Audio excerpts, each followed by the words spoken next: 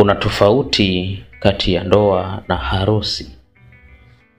Ni kweli, ndoa inazo faida, hususa kwa watu wanaotaka kuaminishana mbele ya ushahidi wa watu wengine, labda kwa sababu wao wawili kama wapenzi wameshindwa kujiamini wenyewe kuweka agano lao, na hivyo basi wanaamua kuweka agano la wazi na lenye ushahidi.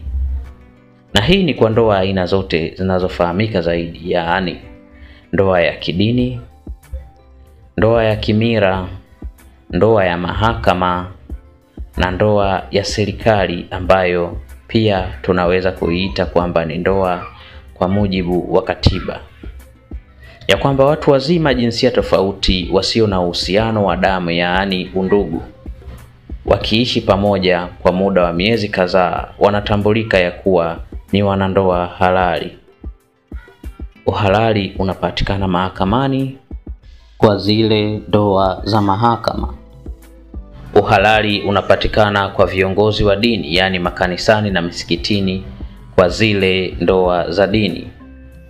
Uhalali unapatikana kwa kutekeleza kitendo cha kuishi pamoja kwa zile ndoa za mujibu wa katiba.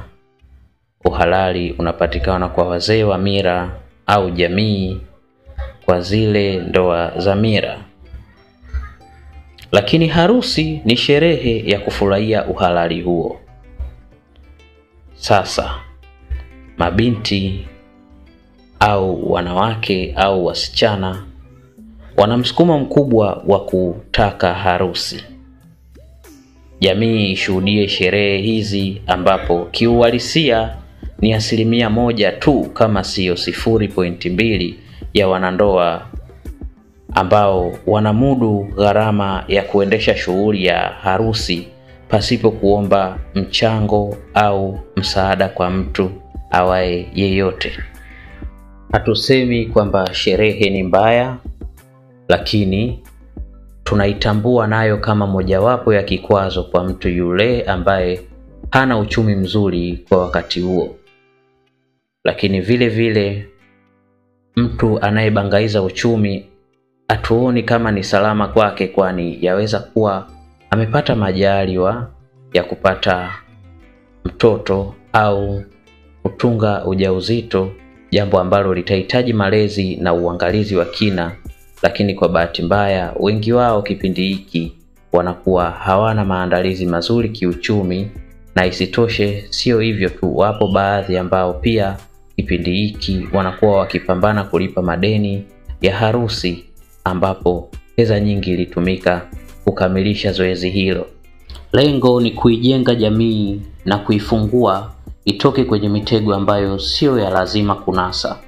Hii ilikuwa ni mojawapo kati ya sababu 25 zinazochelewesha wanawake kupata ndoa. Ikiwa mwanaume aliyekuwa na kusudi la kukuoa sio mwanaume wa kuomba michango, sio mwanaume wa kusumbua wengine kuhusu mambo yake, basi uwe na uhakika atabadilisha chaguo, kama sio kuahirisha na kusubiri mpaka wakati mwingine atakapokuwa yuko imara kifedha.